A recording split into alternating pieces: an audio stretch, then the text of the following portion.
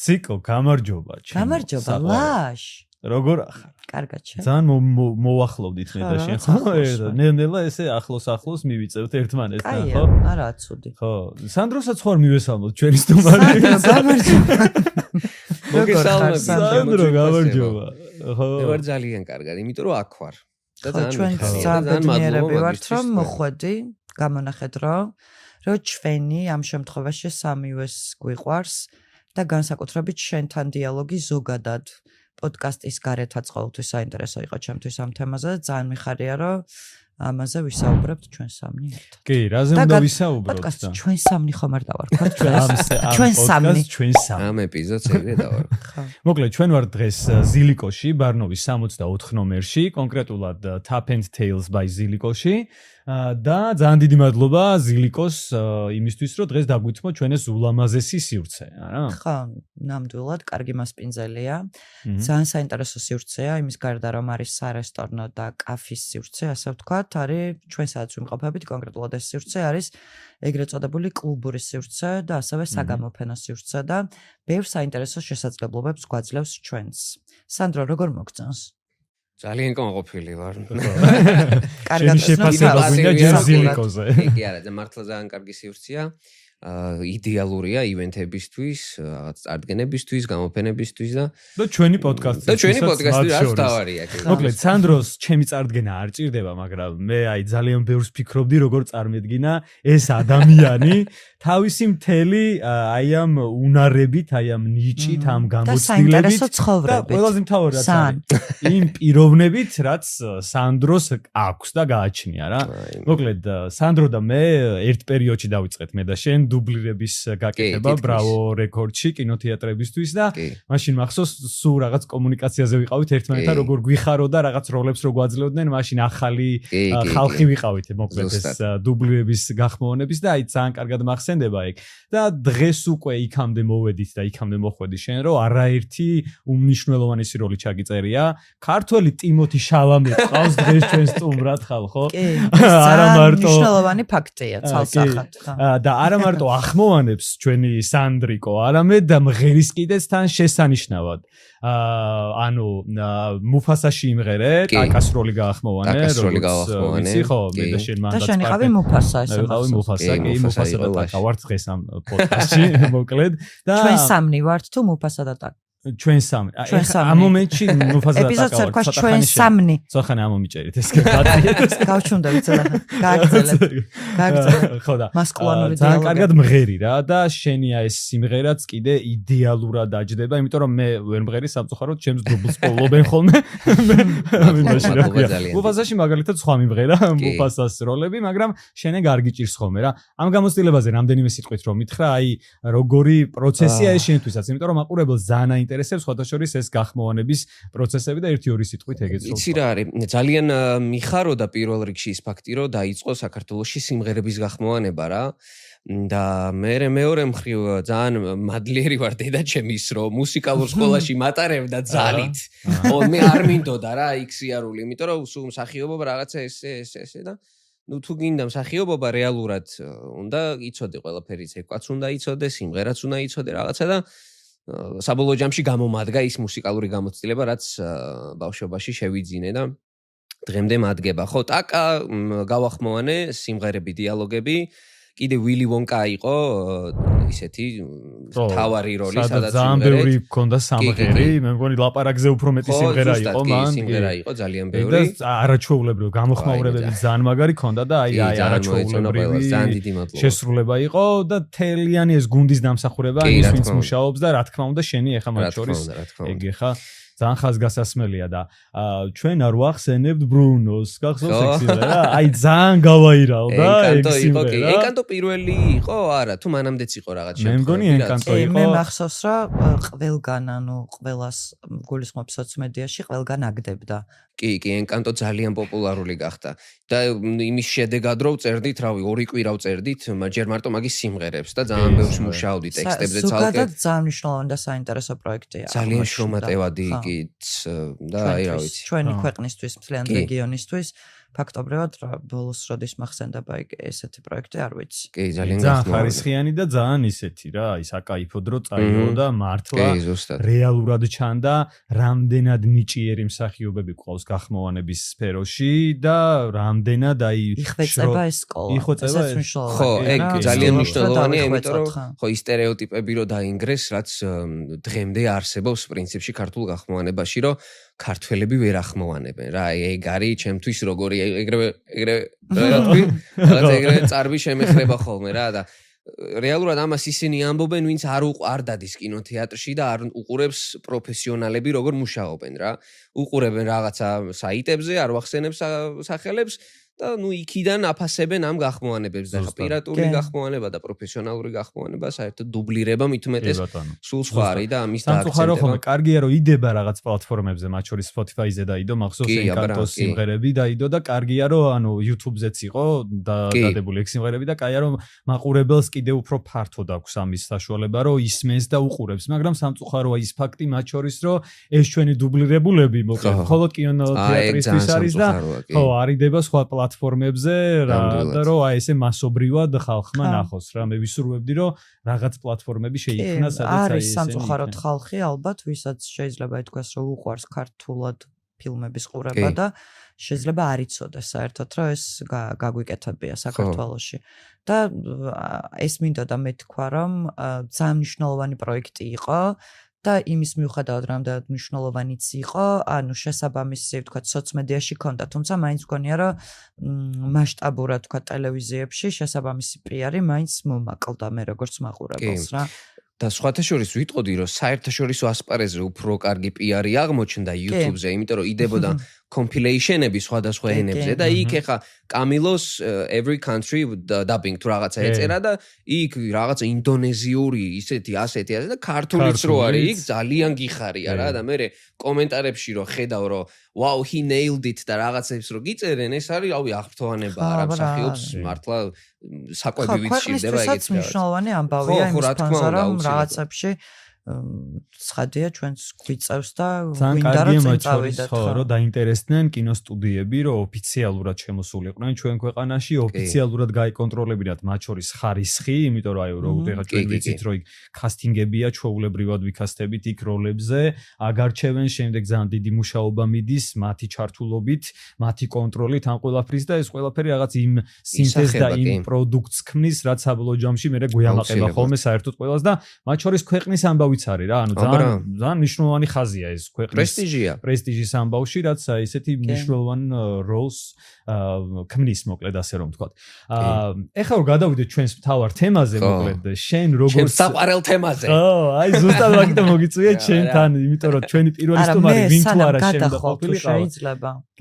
ფაქტობრივად გამოვარო მე გადავალ, იმიტომ რომ მე გამაჩერა, აი ესე მაჩერებს ხოლმე, იმიტომ რომ თვითონ ხანია ორი კაცი საუბრობთ ერთმანეთში და ყურში აურა შემეწყა ცოტა. უკვე გასაგებია. ამიტომ ჩავერთვები და მე შენ გარ. ბევრი ტესტოსტერონი. მე ყვები ხო რაღაცა მომაწვა. მე ყვები მოკლედ ისტორიას სანდრო როგორ გავიცანი და შემიყვარდა რა. მე რომ მივედი პირველად ბრავოში, მე და სანდრო ერთად აღმოჩნდით რაღაც თურქულ სერიალზე და ორივე ვიტანჯებოდი და სულ არ მოგწონდა ეგ ამბავი, მაგრამ ნუ იმ მომენტში საჭირო იყო, იმიტომ რომ სხვას არავის არ ქონდა გახმოვანების დრო და ну რაღაც გადავმეგობრდით, მაგრამ საბოლოოდ მე და სანდროს დიალოგი მახსოვს პირველი, როცა ძალიან შემიყვარდა რა და დავმეგობრდით და შემიყვარდი და დაგიმეგობრდი. ეს იყო როცა აღმოაჩინე რომ გიყვარდა ანიმე. და ჩვენ თაობაში, ანუ აი ეს იყო რა, ჩვენ თაობაში იშვიათი ადამიანი დისნიზე გაზრდილი ბავშვები ვართ ბემბიზე და სიმბაზე და რომ ანიმე ისე უყვარდა. ცოტა შენ თაობა. დავიგე, მაგრამ სანდრო ცოტა პატარაა. ანუ 10 წლის არ არის ვაშ. 10 წლიანი სხვაობა მაინც არის. იმიტომ რომ ანიმეს დღეს არ არის 9 წლიანი სხვაობა ჩემს და სანდროს შორის, იმედი მაქვს. ანუ რას გულისხმობ, იცი რომ ზირთად რაღაც 10, 11, 12 წლის ბავშვები არიან, რომ ანიმე არის მათთვის ის, რაც ჩვენთვის იყო დისნი რა და ჩვენ თაობაში მიუხედავად იმისა, რომ ანუ კარგი, ცოტა დიდი ვარ შენზე. ხო. ამ თაობაში აი რაღაც 5-6 წლიანი ზღვარი რომ არის იმ თაობაში, იშვიათი არის, რომ ისე უყვარდეს ანიმე და იმდენად მნიშვნელოვანი იყოს მისთვის, როგორც ჩემთვის.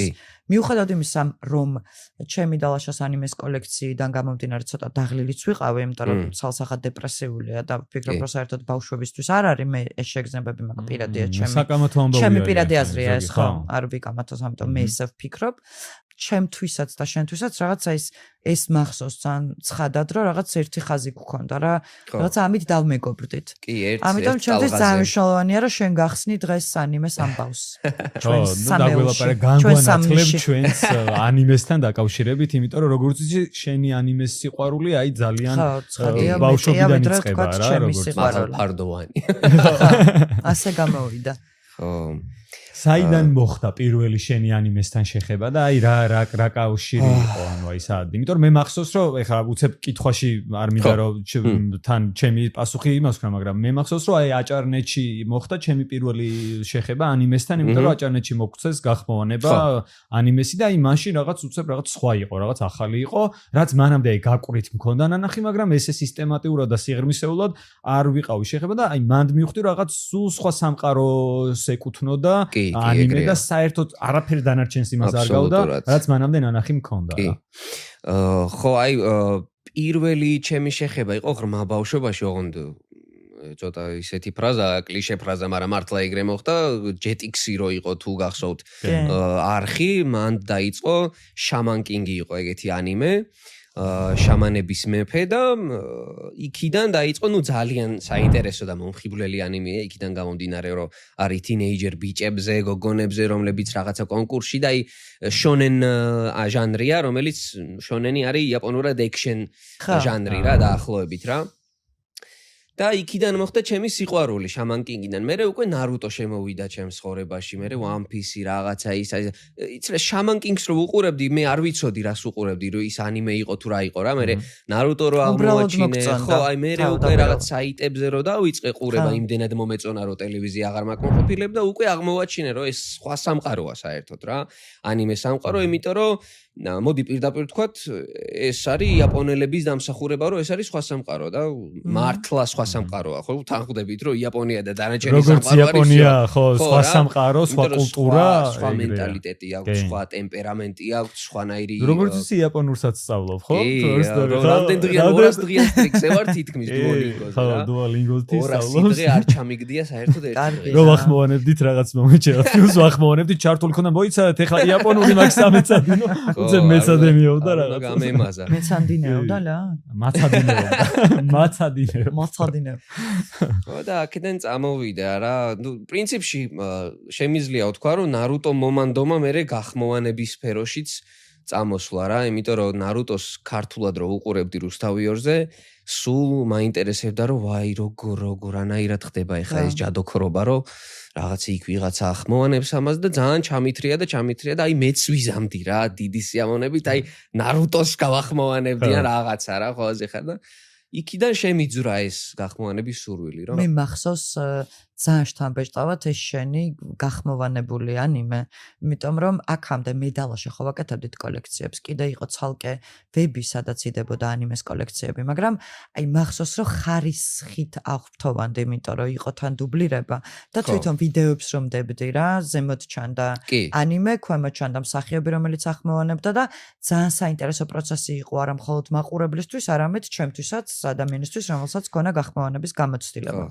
და მეც დალაშასთან ერთად რა ეს ამბავი ზოგადად როგორ დაიწყა და რამდენად საინტერესო აღმოჩნდა თვითონ პროცესი ეს რა. იცი რა ეგ პროექტი რაზეც შენ ამბობ, ცოტა ახლო ამბავში მოხდა რა. ეგ უკვე გავაკეთე მაშინ, როდესაც ჩავთვალე რომ დუბლირებაში რაღაც საკმარისი გამოცდილება მქონდა, რომ მე თვითონ მეცა და რაღაცის რეჟისორობა აბჭყალებში ესე დავარქვათ რა და გაკეთება იმი რაც ბავშვობიდან მინდოდა მთელი ხნის მანძილზე რომ მომესმინა ხარისხიანად გახმოვანებული დუბლირებული უпростоრად Naruto. ეს იყო Ninja Storm-ის cutscene-ებია, სინემატიკები, რომელიც Ninja Storm-ი არის თამაში Naruto-ზე შექმნილი, სადაც სინემატიკური ჭრებია, სადაც არიან ეს პერსონაჟები, ნუ თემა არის აკაცუკის ორგანიზაცია, როგორ შეიკრიბა რა, ესე ქვია აკაცუკი შეიკრიბა. Naruto მეც ფანი ვარ. ხო, კი, ზუსტად. და დიდხანს ვიფიქრე, ვიპოვე რაღაცნაირად ტორენტზე სადღაც დაშლილი ხმები, ამოვიღე და ეს იყო პირველი მატრიგერებელი, რომ აი დაშლილი ხმები მაქვს, რაღაცა უნდა ვქნა, ეხა ამ მასალით, თორე ისე არ უნდა გავმაზო ეს ყველაფერი და ნუ გავანაწილე როლები, ოღონდ ამ როლების განაწილებას დიდხანს დიდი ხანი არ დამჭირდა, იმიტომ რომ ვიცოდი უკვე ვინ როგორც კი გავიცანი ესენი პირველად, ეგრევე სამას გავანაწილე. ყველას როლი უკვე twin-ში კი, და იდეაც ეგ მქონდა, რომ ჩამიფიქრე რაღაცა სოციალური ქსელებისთვის გადამეღო სპეციალურად ვიდეოები და რომელსაც ძალიან დიდი გამოხმაურება მოყვა. Instagram-ზე 9 ვიდეო დავდეთ დაახლოებით, ჯამში აქვს სადღაც 2 მილიონამდე ნახვა 9 ვიდეოს რა. და ძალიან გახმაურდა, ხო, იმიტომ რომ არავის არ ქონდა ეს მოსმენილი საქართველოში. საქართველოში კი არა, ეგ სოციალურ ქსელში რასაც ვდებდი, აი ჭრების. ეს ძალიან ხო, ეგრევე შიდა სამზარეულოს უყურებ და მაშინვე გითხრევს რა, ხვდები რომ სულ რო გახმოვანება და ნარუტო არ გაინტერესებდეს, ვა ეს რა არის, რომ აი თურმე როგორ კეთდება. საინტერესო ხედია საკუთარ ყველათავს აზრს. ეგრევე გაჯაჭვებს ვიდეოზე და ნუ პირველი ის რომ არავის არ ქონდა ეს დუბლირება ნანახი და მერე უკვე ძალიან დიდი ეფექტი ქონდა. ბრძოლა ჰირუკოთით შემეძლო, მაგრამ მინდა რომ ნამდვილი მარცხისკენ მოგაგასინჯო. ამისთვის კი ეს საუკეთესო ფორმაა. ეს ბოლოს მოგიღებს. სანამ რომ ეს იზამჯობია საკუთარ თავს შეხედო. კენჭოცა. ეს როდის მოასწარი? ის დამოვიწყდა თავიდან შენს წარდგენაში, რომ უნდა მეთქვა ის, რომ შენ გაქვს YouTube არხი, TikTok არხი, Instagram არხი, Facebook არხი, ყველაფერი აქ რო ამოვიდეს თან რა, სანდროს YouTube, Instagram, პირადი ნომერი, მანქანის ნომერი, მის სამარტის სახეს და მოკლედ ყველაფერი აუცილებლად უნდა გადახვიდეთ და აუცილებლად ყველგან უნდა დააფოლოვოთ, ყველგან უნდა გავყვეთ და ყველგან უნდა წაყვეთ სანდროს მოკლედ რა. ძალიან საინტერესო პროექტებს გეგმავთ და ლაშაც და ციკოც აუცილებლად იქნებიან ჩვენი პროექტი. ეხლა ბოლოს რაც ჩაწერე gameplay-ის კუთხით ჩაწერე, ხო? როგორც ბოლო gameplay გავახმოვანეთ, ოღონდ voice-over-ი გავაკეთეთ მაგაზე რა, დუბლირება არ გავიკეთებია, ისე და ისევ საავტორო უფლებების და ტექნიკური ამბის გამო რა, იმიტომ რომ მან დაშლილი ხმები არ გვექნება. თამაში იყო ეგეც. პირველი გავაკეთეთ God of War Ragnarok-ის საპილოტო ეპიზოდი პირველი რა, სადაც ზვია დოლიძე ახმოვანებს კრატოს, ძალიან მნიშვნელოვან როლს. და მე ვახმოვანებ ატრეოს მის შვილს. ორი მთავარი პერსონაჟია და ესენი არიან ძირითადად წამყვანები რა. საკმაოდ მშვიდი და გაწონასწორებული პიროვნება ჩანხარ. და ხარ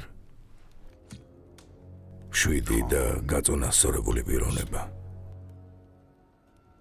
თუ სიტუაცია სიმშვიდეს მოითხოვს, ვიტყოდი რომ ეს სიტუაცია მოითხოვს. და ეხლა უკვე ამ კვირაში, ნუ ეს ვიდეო რო დაიდება უკვე დადებული იქნება, მაგრამ Ghost of Tsushima-ს პირველ ეპიზოდსაც ვაკეთებ, იქ უკვე გაგაყაჭიური იქნება მთავარ როლზე, ჯინ საკაის როლზე და ველოდებით სპონსორები რო გამოჩნდნენ, ხო, იმიტომ რომ ძალიან ხელჩასაჭიდი პროექტია და ძალიან გრძელვადიანი და მე ვფიქრობ, რომ ისიც ზუსტად ისე გავარდება, როგორც Naruto და დანარჩენები რა. ასე რომ აუცილებლად დააფოლოვეთ ყველა არხზე და ყველგან სანდრო, რადგან გააგრძელოს ეს არაჩვეულებრივი საქმე თან საუკეთესოზე საუკეთესოდ გამოსდის, რა ვიცი, აი მართლა გულწრფელად ვამბობ, მაგრამ ყველაფერს ისეთი ორგანიზებულია, ისეთი აი ჩართული ამ ყველაფერში და იმხელა პროფესიონალობას დებს, რომ აი ჩემთვის მართლა იშვიათია ესეთი რეჟისორი, ესეთი ორგანიზატორი და ესეთი ის აი მართლა გულწრფელად გეუბნები. რასაც აკეთებს. კი, ეგ არის ალბათ. ეგ არის მთავარი ამბავი. სანდრო, ჩემთვის ძალიან მნიშვნელოვანია, შენ ამბობდი და ნუ ცხადია, subscribe-ი აუცილებლად ისედაც სპონსორი მნიშვნელოვანია, თუმცა subscribe-ი აუცილებლად გექნება, იქიდან გამომდინარე, რომ ბოლო პერიოდში განსაკუთრებით ძალიან ბევრი მაყურებელი გამოჩნდა ანიმეს ჩვენ ქვეყანაში რა. რაღაცა პოპულარული გახდა ზოგადად ანიმე და ამასთან ერთად დაიწყეს აი ძალიან აი გულისხმობს სკოლის მოსწავლეებისთვის კიდევ ერთხელ აღნიშნავ რომ თქვა ჩვენთვის თუ იყო დისნი დღეს ანიმე არის ასე ვთქვათ კულტურა გულისხმობ რომ აცვიათ როგორც ანიმეს გმირებს მოწონთ ვთქვათ აქსესუარები თმა რაღაც აი ძალიან ბევრი მსგავსებაა რა მე არა მე მოხუცი ვარ ლაიფ თამაშობ არა მაგრამ არ ვხვდები მაგრამ რას გულისხმობ, რომ ძალიან ისეთი გახდა რა, მნიშვნელოვანი გახდა, აი თქვათ როგორც ჩვენ დრო შეიძლება ბავშვები ფიფქიას ფორმებს იცვამდნენ, დღეს ეს ანიმემ ჩაანაცვლა ცალსახად, ეხა არ გულისხმობ რომ მასშტაბურად, მაგრამ ყოველ შემთხვევაში ჩემ გარშემო ძალიან ხშირად ვხედავ ამას. შენ აი როგორ ფიქრობ რა, როგორც ანიმეს დიდ მოყვარულს, ჩემთვის ეგ არის მნიშვნელოვანი, იმიტომ რომ მეც რაღაც ჩემი აზრი მაქვს. თვითონ ეს ანიმეს ფილოსოფია. რამდენად მნიშვნელოვნად აისახება განსაკუთრებით მოზარდ მაყურებელზე. იმის გარდა რომ ცოტა დეპრესიული არის ცალსახად, აი თვითონ ეს ფილოსოფია და კულტურა, ხო ანიმეს იმის გარდა რომ თქვა იაპონიას აქვს თავის კულტურა, ანიმეს ხო კიდე საერთოდ თავის კულტურა აქვს, რომელიც ადამიანში ისეთ ცვლილებებს ახდენს, რასაც შეიძლება ვერ ახდენდეს ლიტერატურაც კი ზოგჯერ. ხო აი ძლიერია ცალსახად და აი რას ფიქრობდი რამდენად აი შენი აზრი მაინტერესებს რამდენად დიდი გავლენა შეიძლება კონდეს და კარგი გავლენა მოზარდზე ბავშვობაში მესმოდა ხოლმე ესეთი ფრაზა და ცოტა დამცინავად მესმოდა ხოლმე რა რომ აინა ეს ამან კაცობა ნარუტოდან ისწავლაო რა ხო და რეალურად ისწავლი ნარუტოდან კაცობას მე თუ მკითხავ რა აი რო ჩახვიდე იმ სიღრმეებში რაც ნარუტოს ფილოსოფია აქვს ანუ ზუსტად ეგ არის რა მეგობრის მხარდაჭერა გმირობა თავდადება შრომის მოყვარეობა ეს ყველა ის ასპექტია რაც ეხა კაცობა ისე ვთქვი მაგრამ ადამიანობას ისწავლი მაქედან რა ანუ როგორ უნდა იყოს სწორი პიროვნება სწორად როგორ მოიქცე შენს მეგობრებს როგორ მიუდგე მტრებს როგორ მიუდგე ხა ღმერთ მაჟოროს ყველას პერი მაგრამ ნუ ხდება ხო სირთულეები ცხოვრებაში და ამის გადალახვას ძალიან კარგად გასწავლის რა არა მხოლოდ ნარუტო რა ანუ არსებობს ისეთი ანიმეები საიდანაც მართლა ისწავლი ამ ყველაფერს და ყველანაირი ხუმრობის გარეშე ვამბობ ამას რა იმიტომ რომ ეს არის მაგათი ფილოსოფია იაპონელების ფილოსოფია რომ თუნდაც წიგნები ავიღოთ ყველაფერი რაღაცა მითოლოგია ავიღოთ ყველაფრიდან რაღაცას ისეც გაძლევს რომ ცხოვრების სირთულეები გადაგალახიოს რა მე მახსენდება ჩვენი გახმოვანებული ერთ-ერთი პირველი ანიმე სერიალი Death Note-ის სიკვდილის დღიური სადაც აი ეპიზოდი ქონდა ძალიან ხო ბევრი ეპიზოდი ქონდა და აი ზუსტად ეხა რაც შენ მან ახსენე რა აი ბევრ რაღაცას რო გასწავლის რა ეს Light Yagami რო იყო და ეილისამ დეტექტივის დაპირისპირება ზუსტად ორი ფილოსოფიის დაჯახება რა ძალიან და ანუ აი მან ძალიან კარგად არის ხაზგასმული რომ ანუ ძალაუფლებას ერთ ადამიანში უпросторо თავმოყრილ უდიდეს ძალაუფლებას რამხელა სიბოროტემდე და რა გადაწყვეტილებამდე შეიძლება მიიყვანოს ადამიანი რა ანუ აი იდეალურად არის აღწერილი ის დანარჩენი რაღაცის ეფექტები და ის რაღაცები არის ამ ყველაფრის შესაბამისებლად როგორც არის ხო შეფუთვა როგორც არის იმაში ნარუტოში რა კი ეს ფენტეზის ჟანრს ზოგადად არა მხოლოდ ანიმეში თუნდაც რა ფენტეზის ჟანრს ეგ აქვს რომ ძალიან კარგად გიფუთავს მთავარ სათქმელს რა ეხა იქ რო დრაკონი გამოფრინდება შენ უნდა მიხვდე რომ ის დრაკონი არის რაღაცა ბოროტება რა და არა დრაკონი და ცხოველი რა ხო ზუსტად იმიტომ რომ ამ პირიქით რა გააშინე რა კონტექსტში და ძალიან საინტერესო სიმბოლიკა აქვს თან ყველაფერთან ერთად და მეც ამას ვფიქრობ ანუ შენი აზრი იმიტომ მაინტერესებდა რა მოზარდებისთვის რაღაც მგონია რომ საერთოდ სხვა სამყაროს ხსნის რა და აქვე ვიტყვი ბოდიში რომ არსებობს ეხა როგორც ფილმებში და წიგნებში არსებობს ანიმეშიც თალკეული ჟანრები რა არსებობს რაღაცეები რაც ბავშვმა არ უნდა ნახოს და არსებობს რაღაცეები რაც ზუსტად მაგ კატეგორიაზეა შექმნილი რა და ეს უკვე მშობლების გასაკონტროლებელია რა თქმა უნდა და ნუ თვითონ ანიმემ წარმოებლების რო მიაწერონ სიტყვაზე რომ ეს არის 18 პლუსია რაღაცა ერთი ძალიან მნიშვნელოვანი კინოსტუდია ესე თუ შეიძლება დავარქვათ გიბლის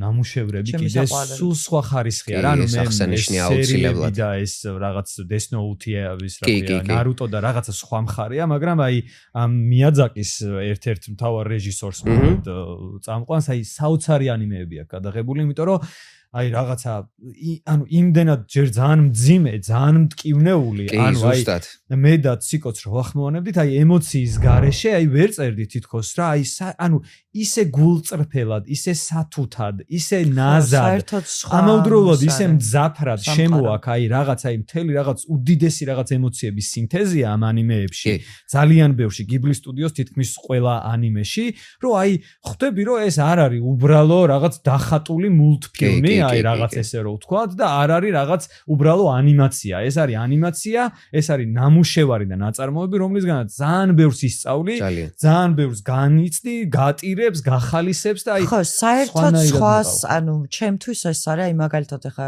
ახსენე შენ მიაძაკი, აი მაგალითად ჩემი მეზობელი ტოტორო და ციცინათელების სამარხი ჩემთვის ემოციურად, ხო, აი ეს ორი მაქვს გამორჩეული, საერთოდ ვერ ვარქმევ, ანუ რა ემოციას იწვევს პირადად ჩემში, დარწმუნებული ვარ ძალიან ბევრ მაყურებელში და საერთოდ ჟანრსაც, აი როგორ ვთქვა, უბრალოდ ანიმეც არ არის ჩემთვის რა, აი ძალიან გამოყოფილად სხვა რაღაც არის დედამიწაზე და ამიტომ გონია რომ ანიმე ზოგადად არამხოლოდ მოზარდებისთვის, ჩვენთვისაც რა, უკვე ზრდასრული ადამიანებისთვისაც ძალიან მნიშვნელოვანი ნაწილი არის გულისხმობ განვითარების თვალსაზრისით, ემოციების თვალსაზრისით და საერთოდ არაფერში არ ჯდება რა პირადად ჩემთვის.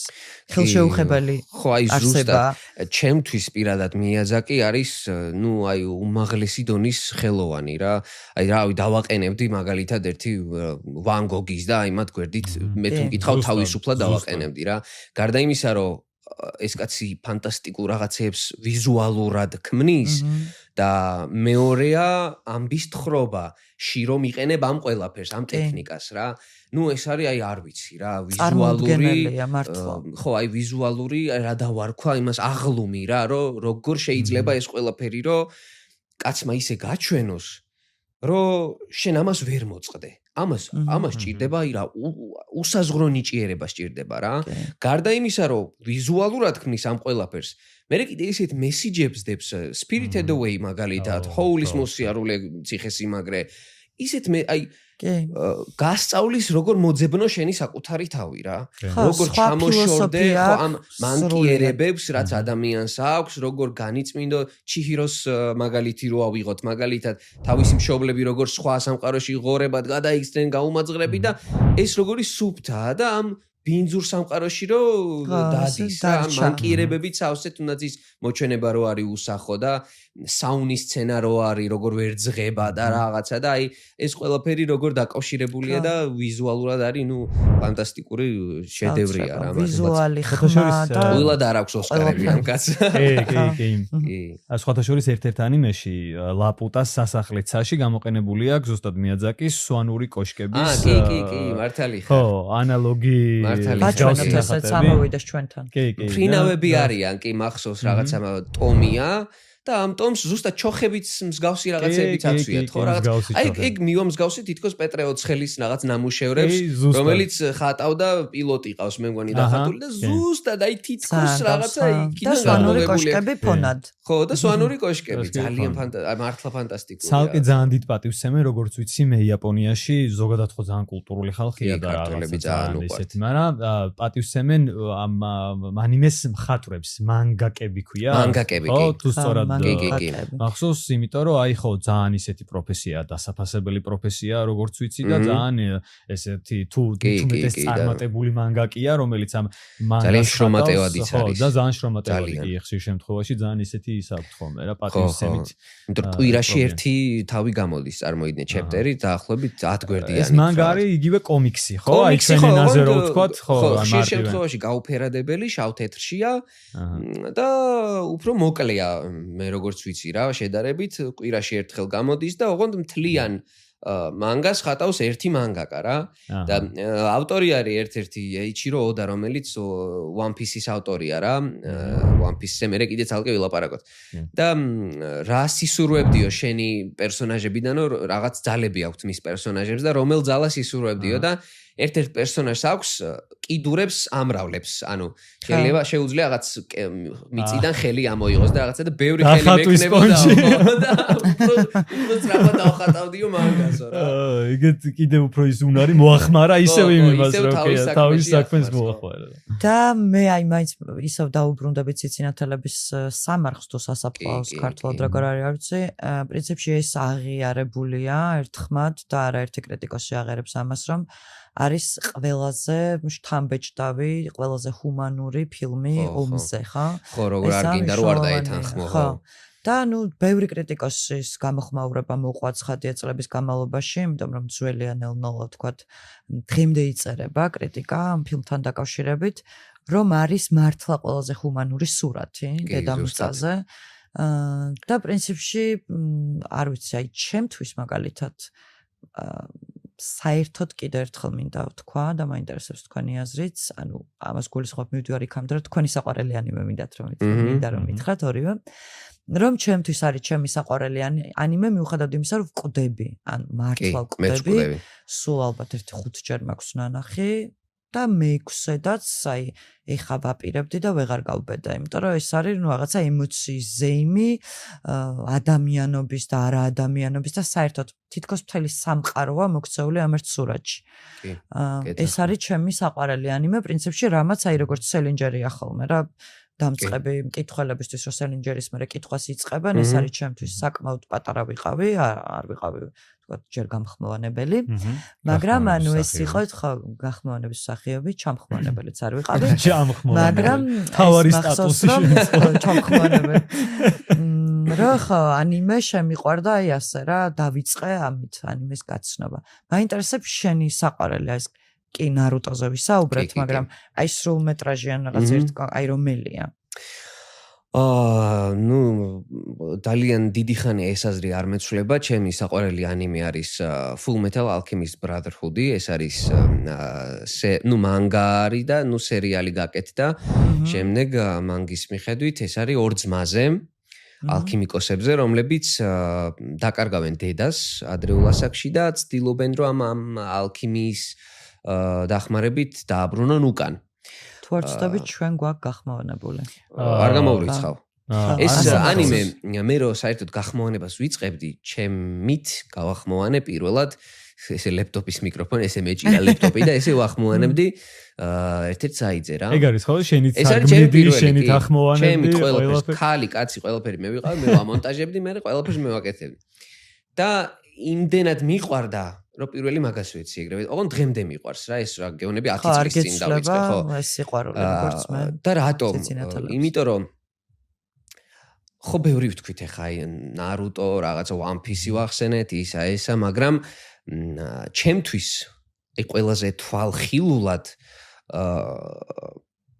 ადამიანის სწრაფვას, ადამიანის ამბიციებს, მარცხს, შედეგებს, ყველაზე ცალსახად და ყველაზე როგორ თქვა, კაფიოთ გამოკვეთავს ეს ანიმე რა.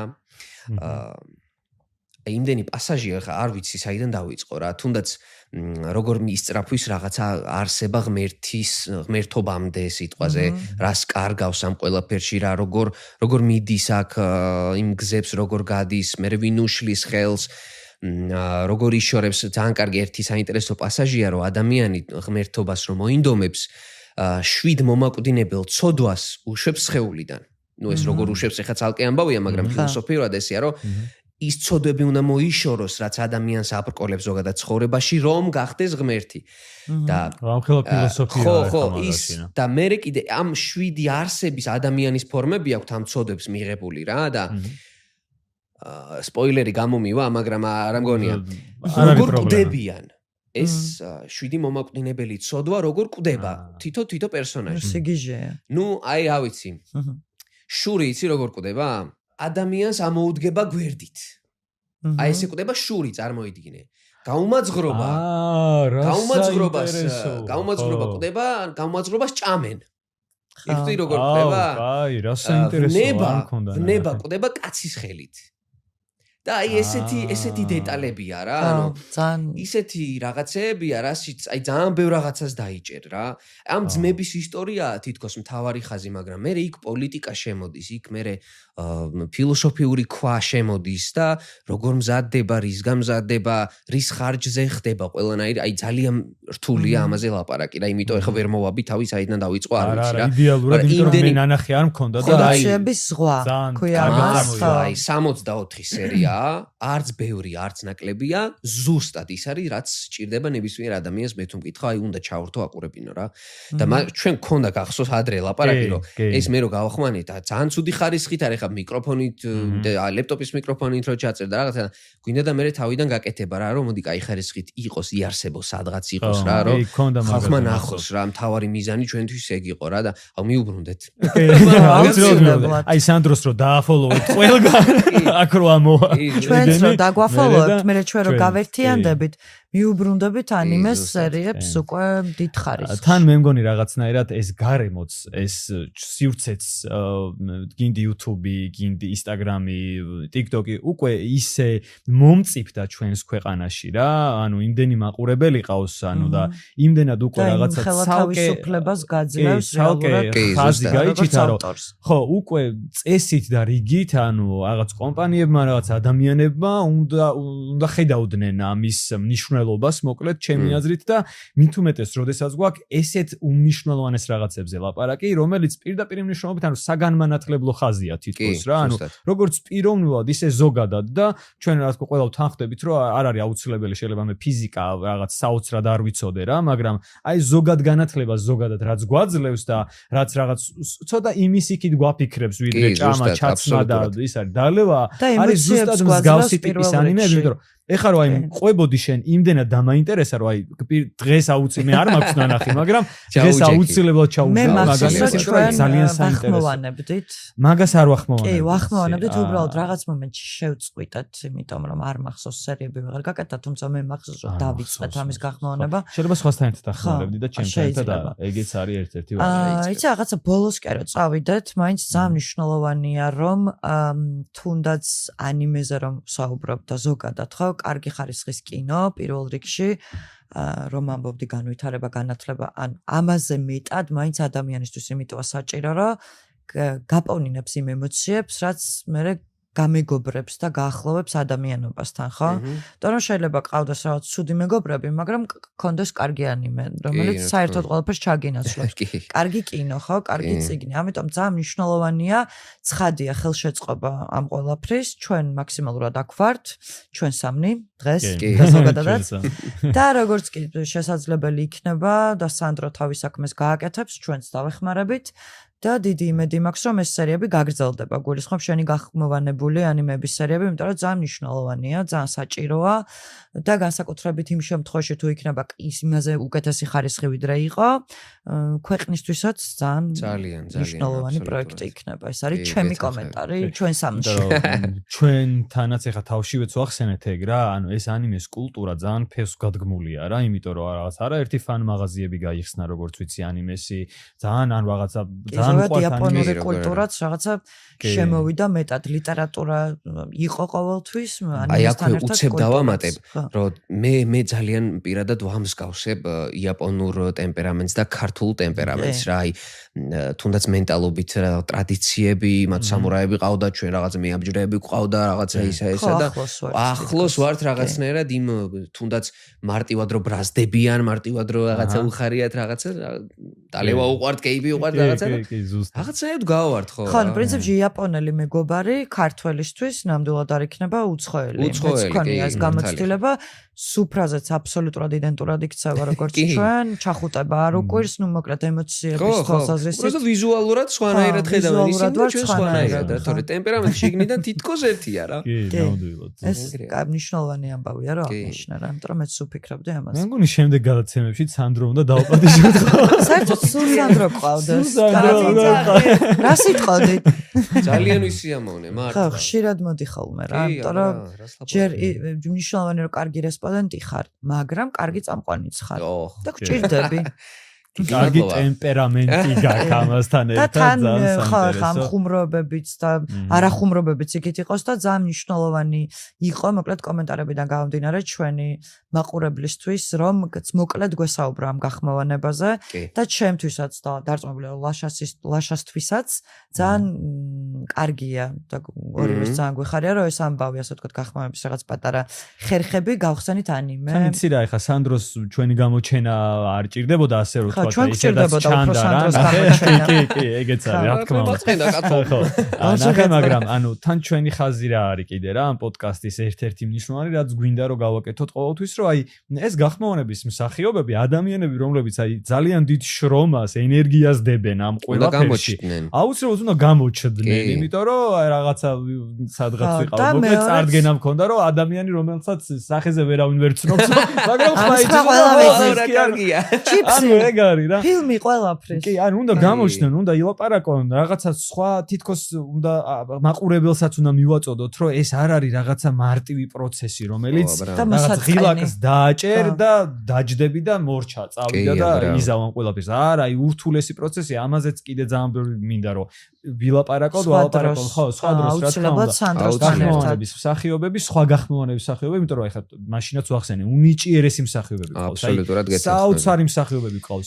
ყველა ერთმანეთზე მოცემულობით რა დღეს მოცემულობაც გვაქვს, აი რაღაც თითქოს შეუძლებელს აკეთებენ ეს ადამიანები, ისევ კიდე ძალიან დიდი შრომის ფასად, თავისი ენთუზიაზმის და აი ამის სიყვარულის, როგორც შენ გიყვარს მოკლედ ეს გახმოვანება რა.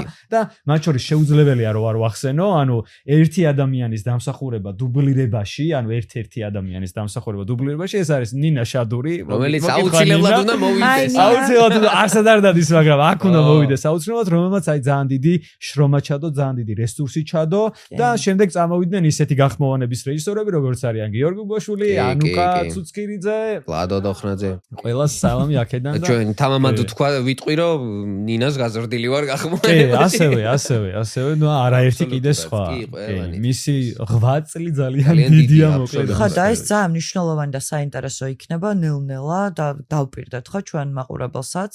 რომ როგორც სანდროს, ასევე სხვა გახმოვანების მსახიობებს მოვიწოთ, იქნება რაღაცა კონკრეტული განმარტებები, ასე ვთქვათ, იმ ადამიანების, როგორც შენ ესე გულით გინდოდა რომ დაგეწყო და შენით დაიწყე, ვთქვათ, გზები, როგორ შეიძლება აქამდე მიხვიდე, რა არის ამისთვის საჭირო და ზოგადად რამდენად საინტერესო და ამასთანავე ხო, რთული პროცესიც არის.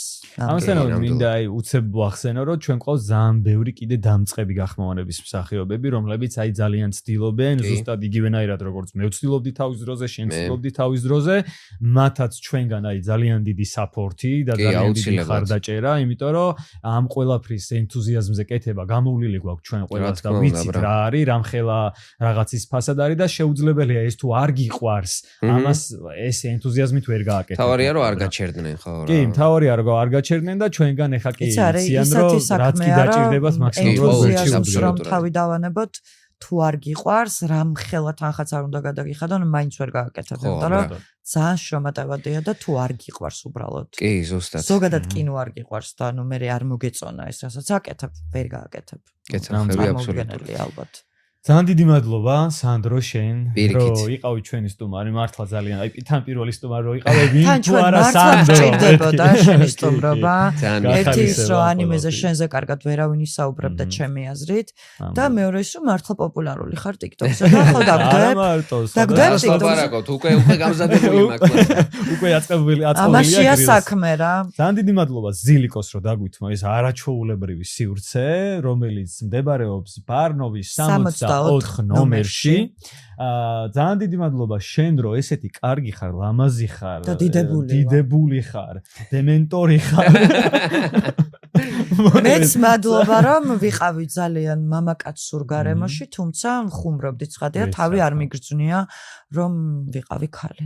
ეს ყოველთვის ასე. ხუმრობ ცხადია, რა თქმა უნდა. აუცილებლად ხა ამის გარეშე რომ ჩვენ მაყურებლები დავტოვოთ, აი გვიწყენენ რა, ჩვენი ერთ-ერთი ხაზი რაც არის ამ პოდკასტების რომ ჩავახმოვანებთ ფილმებს და დაგვაფოლოვეთ ხალხო, დაგვასაბსკრაიბეთ და ძალიან ბევრ ჩახმოვანებებს კი, მაგრამ ამას ბევრჯერ აღარ ვიტყვით, იმიტომ რომ საბოლოოდ მე ვიტყვი რომ რამდენჯერ უნდა თქვა რა ვერ ჩაახმოვანეთ. და ჩვენ ჩახმოვანებაც დაწყებული გვაქვს და ძალიან მალე შემოგთავაზებთ. იო, მაგარია. წავედით. დიდი მადლობა. კარგად. კარგად, სანდრო, კარგად. კარგად, გამოიწერეთ voice-over-ები.